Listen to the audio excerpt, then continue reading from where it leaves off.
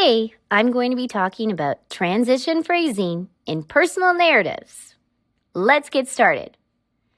Transitions are words, phrases, or sentences that connect your ideas and help your personal narrative flow smoothly from one part to the next. Good transitions guide your reader through your story in a way that makes sense and keeps them engaged. Here's how to use transitions effectively in your personal narratives. The first type of transitions I'm going to talk about are time transitions. These show when events happen and help organize your story chronologically. Examples of these would be first, next, then, later, and finally. Some other ones that you might want to consider using would be after that, meanwhile, during this time, or you could begin your sentence talking about what time of day it is, like the next morning, later that afternoon. You could even say a few minutes later, or seconds before, to create suspense.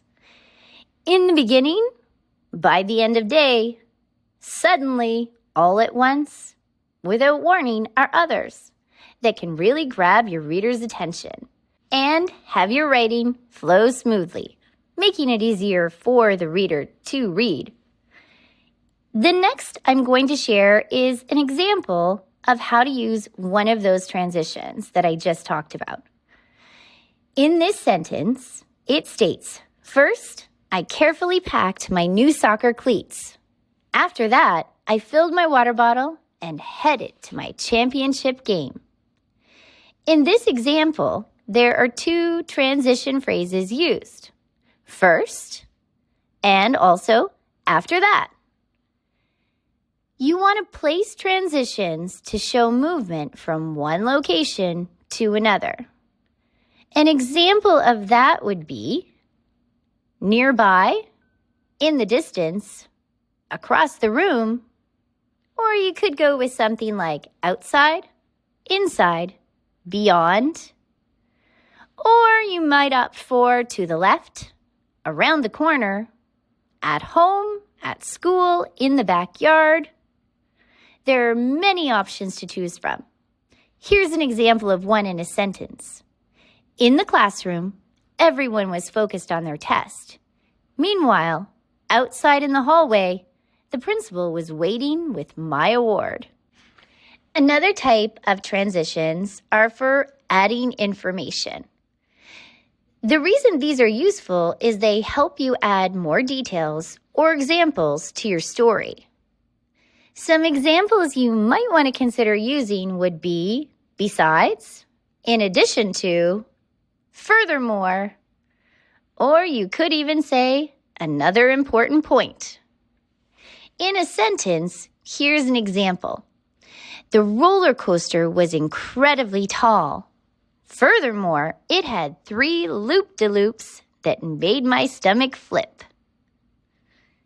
The next type of transitions is contrast transitions. These show differences or unexpected turns in your story.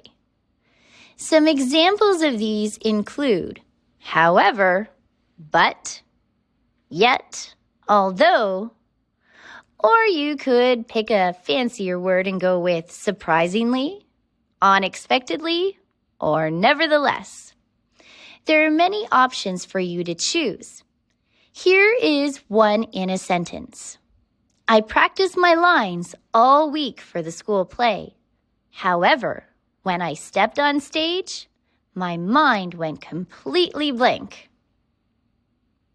The next type of transitions are the cause and effect transitions. These are useful because they show how one event leads to or causes another. Some examples of these would be because of this, as a result, therefore, consequently, this led to, for this reason, that's why, and of course many others. In a sentence, you could see something like this. I forgot to set my alarm. As a result, I missed the school bus and had to walk 2 miles in the rain. Here are some conclusion transitions. These are useful because they signal the end of your story or the lesson learned. Some common ones would be finally, in the end, ultimately, but you might want to choose something like the experience taught me, this changed my perspective on, or now I understand, I learned that. Here is one in a sentence. From that day on, I always double-checked my backpack before leaving for school. Now, I want to give you a few tips for using transitions effectively. Number 1, don't overuse the same transitions. Vary your transition words to keep your writing interesting. Tip number 2, make sure your transitions match what you're trying to say. Use time transitions for sequences, contrast transitions for unexpected turns, and so on. Tip number 3, use transitions between paragraphs to help your reader follow along as you move from one main idea to the next. These will be really useful. Tip number 4, try using transition sentences instead of just transition words. For example, what happened next changed everything I thought I knew about courage. And tip number 5, be sure to read your narrative aloud to check if it flows smoothly from one idea to the next. When you use transitions well in your personal narrative, your reader will be able to follow your story easily and stay interested from beginning to end. That's all for now. Until next time.